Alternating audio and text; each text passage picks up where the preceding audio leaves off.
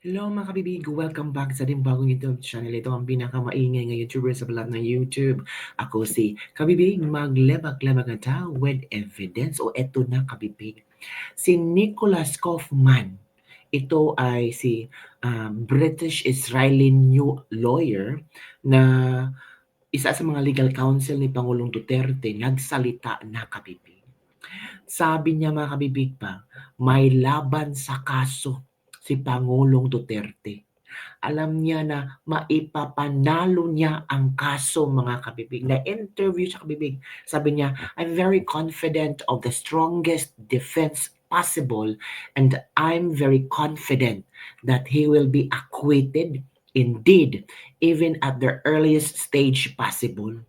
Na-interview kasi siya sa mga pangyayari ngayon. Ito.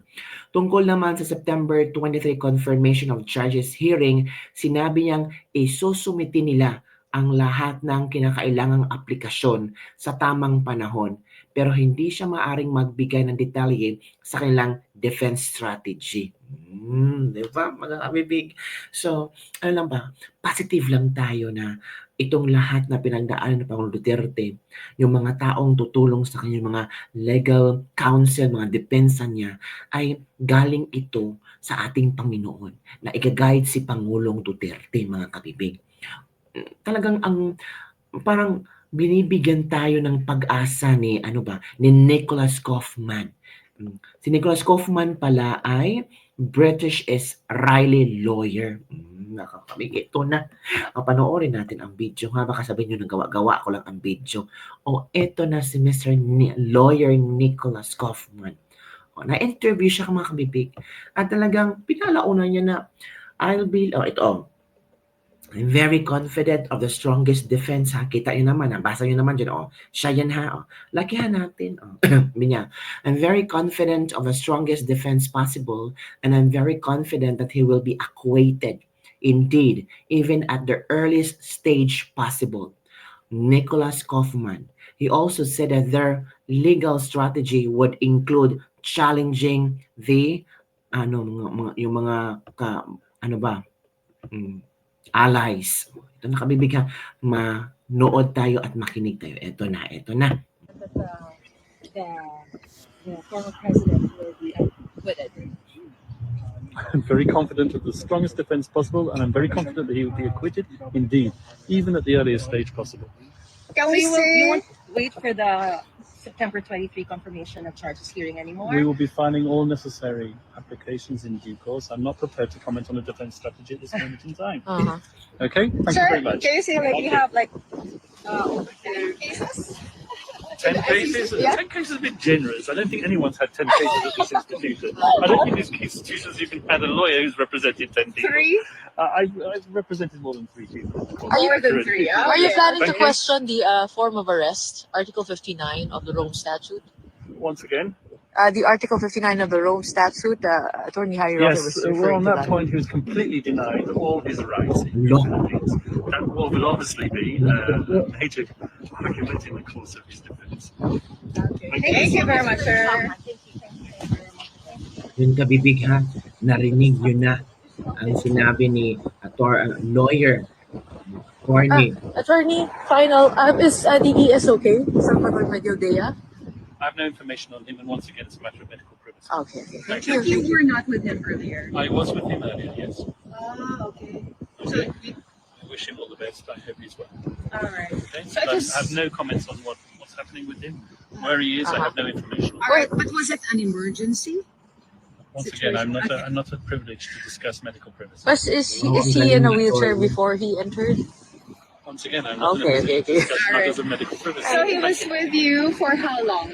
He was with me this morning. Thank you. All right. In fairness, yung lawyer ni PRRD hindi machika. Hindi talaga nagbibigay ng impormasyon, yung mga solidong impormasyon.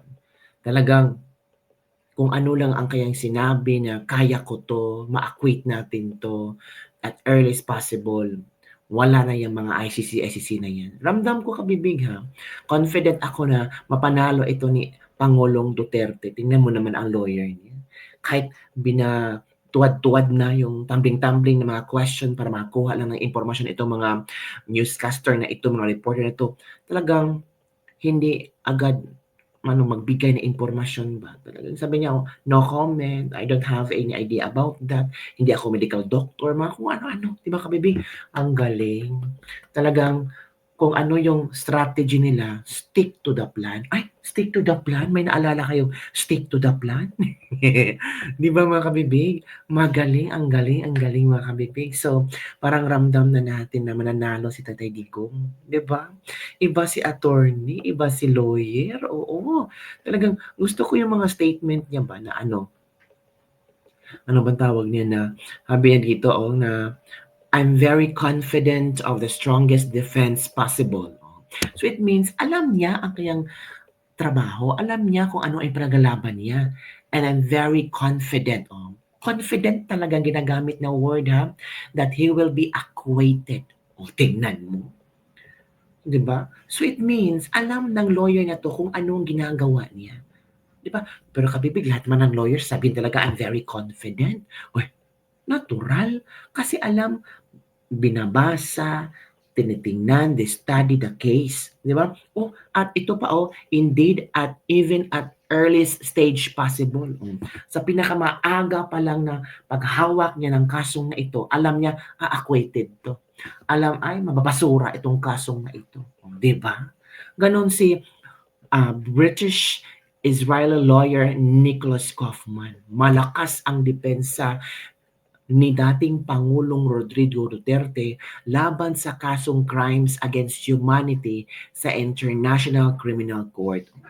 Diba? So, at least ba, maisip-isip mo, ay salamat na talaga na binigyan ng Panginoon si Pangulong Duterte ng isang lawyer na talagang confident na sasabihin na mababasura itong kasong ito. Diba? Okay ka na. Relax na, naka-relax ka na. Ang puso mo, na-relax ka na. Parang, ay, salamat kay Bibig. Parang, ipanalangin natin si Attorney Nicholas Kaufman na sana he will be guided by God at sana ma-acquit na si Pangulong Duterte sa mga kasong ito. Crimes against humanity, mga kabibig. At itong another news, kabibig. Si E.S. Medaldia, may nangyari daw, kabibig. Oo, isinugod daw sa hospital si E.S. Medaldia. Sabi dito na sana nasa mabuting kalagayan siya ngayon. Ito may statement si Senator Ben Padilla kasi siya yung kasama doon. So, i-share ko kabibiga ang statement ni Senador Ben Padilla. Give me a moment mga kabibig. Sana okay lang siya, no? Kasi natatakot naman kung may mangyari sa kanya. So, ipanalangin natin na okay lang si E.S. Medaldia mga kabibig. So, ito ang eksklusibong interview at malalaman natin kung kumusta na si E.S. Medaldia. So, Senator Ben Padilla nagbigay ng updates patungkol sa kalagayan ng dating Executive Secretary Salvador Medaldia. Ito kabig manigig mo doon kayo. Medyo may kalungkutan. Ano ba? Nag-collapse si ES. Apo. Oo, kaya medyo muna kami. Ako medyo nag-aabang pa ako kasi dumating na nga yung ambulance. Apo. Yun muna, nandito naman ako araw-araw para antayin yung aking pagpasok na ma-approve. Apo. Sa ngayon, yan ang nangyari. Dumating yung ambulansya kasi nag-collapse si ES. Alam nyo, sa airport pa lang kasi, nung dumating sila, nag-collapse kasi. Siyempre, yung haba ng biyahe. Ipagdasal natin itong mga kababayan natin na matatanda na.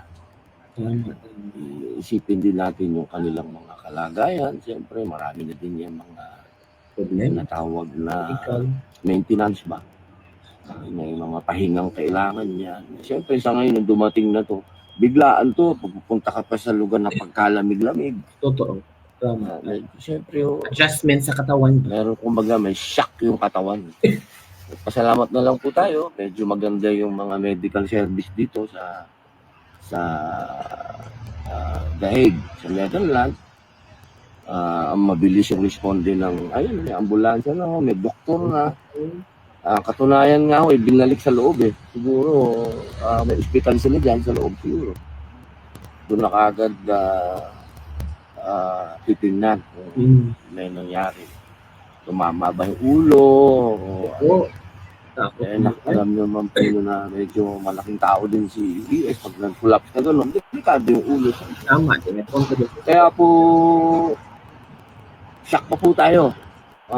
Pasensya na po kayo, shock pa po tayo. Salamat. So yun kabibig ha, ang latest development na updates ni Senator Ben Padilla hinggil kay ES Medel Diaz. Sana nasa mabuting kalagayan siya ngayon. Ipag-pray natin siya mga kabibig. Okay? Sobrang pinapahirapan kayo. Sobrang panggigipit. Sana po may mga OFW na magbigay ng food sa kanila na Attorney Medel Diaz. Yung Filipino food at thick na winter clothes. Kawawa naman sila sa weather palang pahirapan na. Yun ang mga komento ng ating mga netizens. So, ano talaga pinaglalaban nila ang dapat nila. Robin's unwavering loyalty in his secret superpower, proving that in politics, sometimes a steadfast heart trumps conventional smart. His rock-solid support for PRRD speaks volume. I admire this guy's loyalty. Poging-pogi na additional 1 million pogi points pa. Kawawa naman sila. Let's all pray for all of them na nandun para kay Tatay Digong kasi di sila sanay sa lamig. So hopefully naman di sila magkasakit. Get well soon po, attorney. Yun mga kabig, yun ang mga prayers ng ating mga netizen tungkol kay ES Medel na tawag ito na sinabi ni Senator Ben Padilla na nag-collapse si ES Medel. Hindi yung fake news, makasabihin yung fake news na naman, sabi ni Senator Ben Padilla. Sana maging okay lang po sana si ES Medel at marami pang matataas pa ang laban, kalalabanin dyan. Pero at least ang sinabi ng lawyer Nicholas Kaufman na at the earliest possible stage na ang kaso ni Pang Duterte, very confident siya na ma-acquit o mapawalang sala si Pang Duterte. Ay naku, iba talaga mga kabibig. So, yun lang muna kabibig ang ating latest lebak-lebak for the day. Ano ang iyong comment tungkol dito? Don't forget to like, subscribe, and share this video para sa mga trending news na ating pag-uusapan. Bye everyone! See you next time!